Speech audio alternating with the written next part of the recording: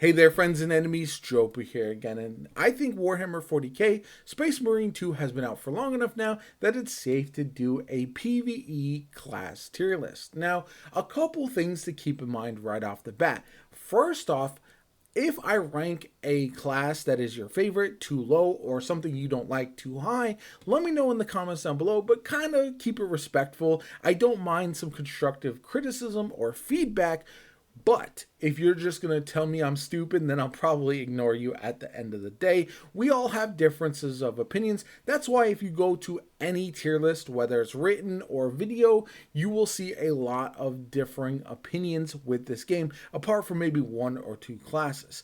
Also, fun matters at the end of the day, but also how useful and versatile a class is. If I have a class that can do the same operations in a variety of different ways versus another one that has a hyper-specific build that's really strong, but that's what I have to play all the time, I'm probably going to knock that second one down just a bit because it doesn't provide the same variety of gameplay that I'm personally looking for and I think is successful long term without getting completely sick of the game. Anyway, let me just jump right into it, starting off with the sniper class.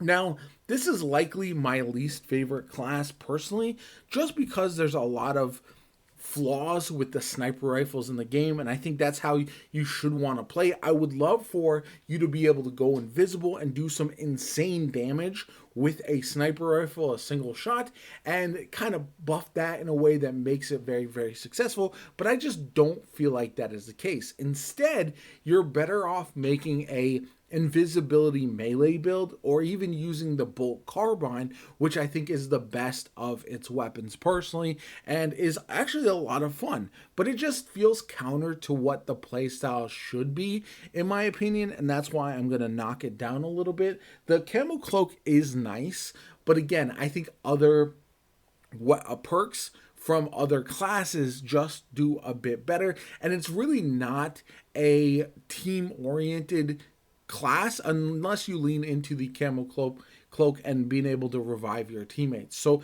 I do feel like it struggles at times because of that, and that's why I'm going to put it into B tier for me personally. Again, it's one of those situations where I don't think it's a bad class, but I don't think it's going to shine anywhere right now, and I just really wish the snipers got a buff with their limited ammo. If they could do like insane one-shot damage, if you had the right setup, but it was kind of a glass cannon, that would be absolutely tremendous and really make this a class that I would love to play more. Unfortunately, that just isn't the case right now, and that's why it's just a bit of a bummer for me personally. Now, next up, we are going to talk about the tactical. This is one of the better PvE classes. I don't necessarily enjoy it as much in PvP, but that's not what I'm talking about today. The Auspex scan is tremendous, and I do feel like this is one of the better classes to use. I see a lot of other people putting it in S tier, but for me, even though it is very versatile, it does have the Auspex scan, which is very good. I'm going to actually just stick it in A tier right now. Now, it does have a lot of very good weapons, in my opinion. It's got the widest range, it feels like, of standard weapons, which is awesome. And I do feel like with the bolt carbine, which I mentioned earlier, and some of the other options, it gets the melter rifle, just a lot of different variety. So if you're looking to really change up the way you play, it does feel really good. It's got only the bolt pistol as its secondary, but also it only has the chainsword as its melee. So the primary weapon versatility is really there, not so much with the secondary or the melee.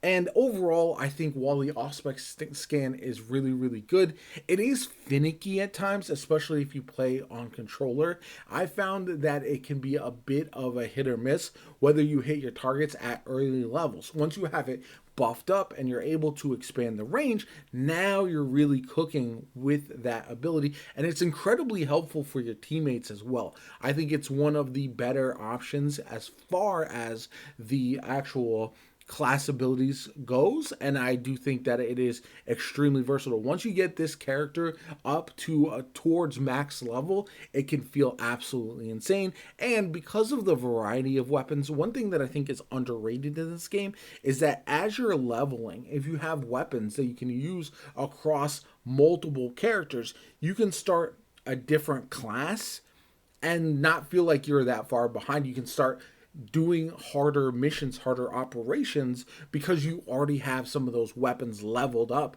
and ready to go. So that's why I think that the tactical does have an advantage in that space, and I do find it to be one of the more fun classes to run for me personally as well, because of the options that you have. Then we have the Bulwark. I think this is clearly the best class in the game and is S tier.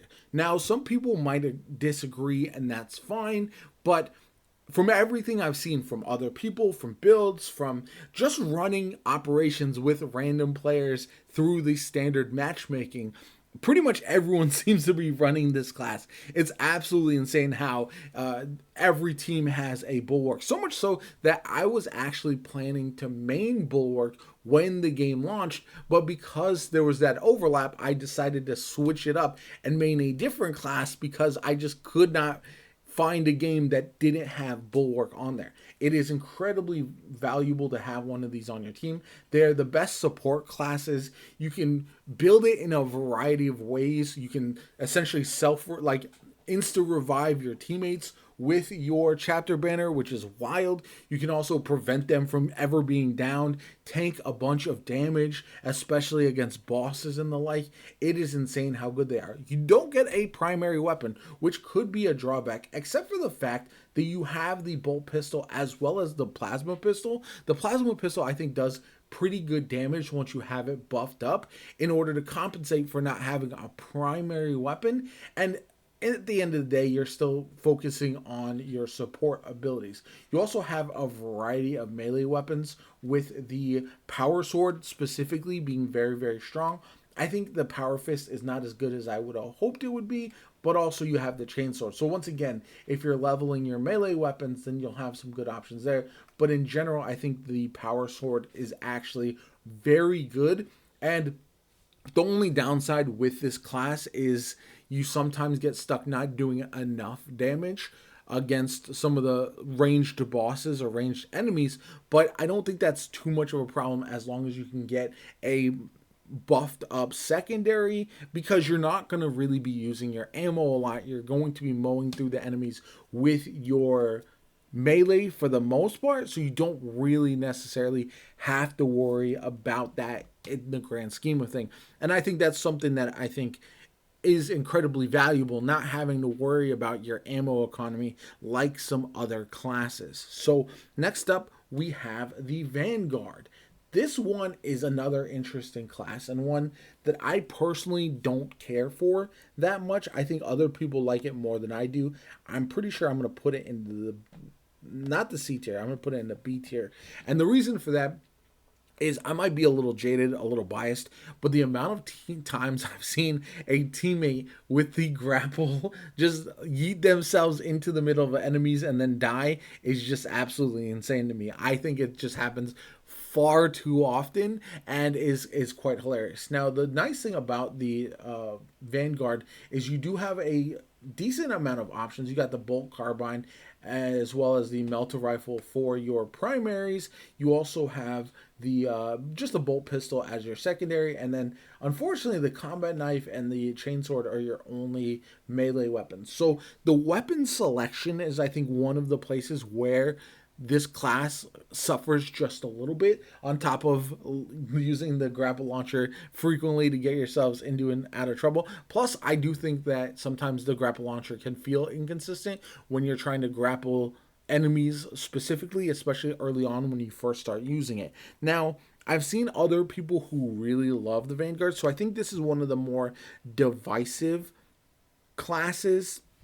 Again, the melter rifle is very good. It's got some good options. I do think that, again, the melter rifle is an interesting weapon because of how high damage it does versus the lack of range can be very, very frustrating. Plus, having a lower armor count, I think, is one of the reasons that this class really struggles early on. And so it's definitely a situation where while this class I think can feel really good once you have it mastered, it is not one that a lot of people are going to dive deep into because it can be frustrating early on if you don't have some of the weapons buffed up as much as you would like. So that's for me where it's kind of hit or miss with the Vanguard a little bit, and I do feel like it's the type of class that you're either going to love it or you're not going to love it, and I personally do not love it as much as I would like to. So next up, we're going to talk about the Heavy, and the Heavy is my personal favorite, but I'm not going to be biased. I'm not going to put it in the S tier. I think this one is A tier, especially if you build it properly. It's got a lot of very good weapon options. You can't use a melee. That's the biggest downside and the biggest frustration for me personally, as somebody who does enjoy the melee a lot in this game, which is why I wanted to main a Bulwark or Assault.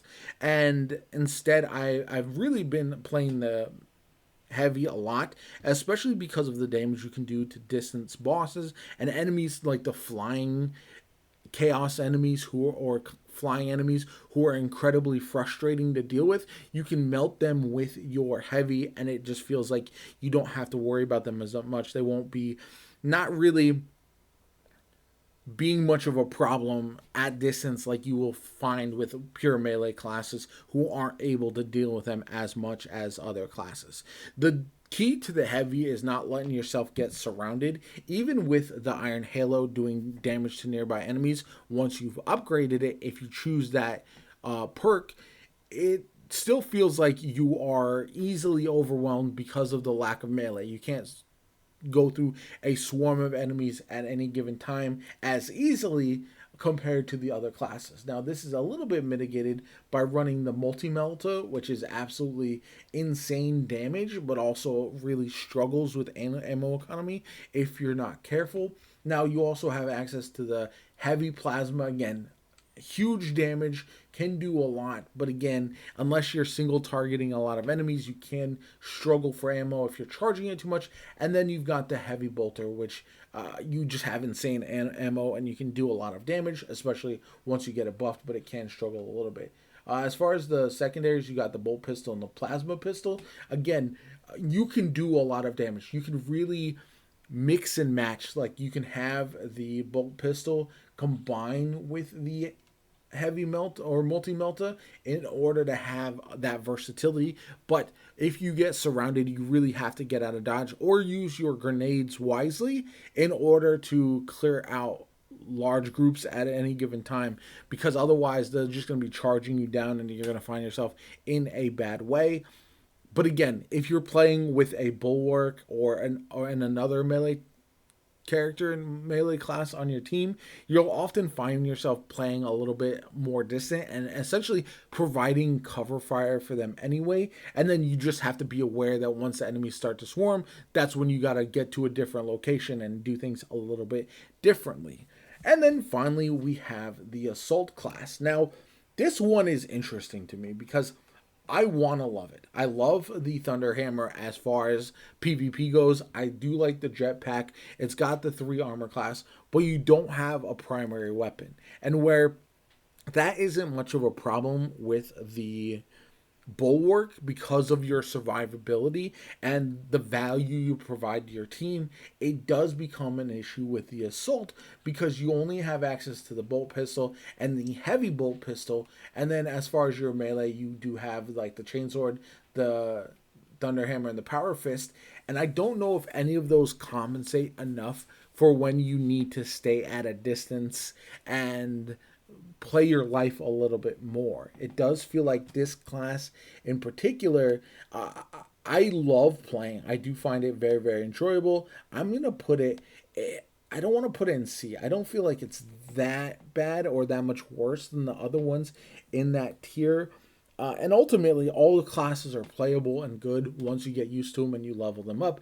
I just think this one really struggles. Once again, you will always have teammates with this class who will yeet themselves into the middle of the danger zone and then get overwhelmed and die pretty quickly, and it can be incredibly frustrating to play with. Hyper aggressive characters in this game who don't perfect the parry or the dodge can be really problematic as teammates.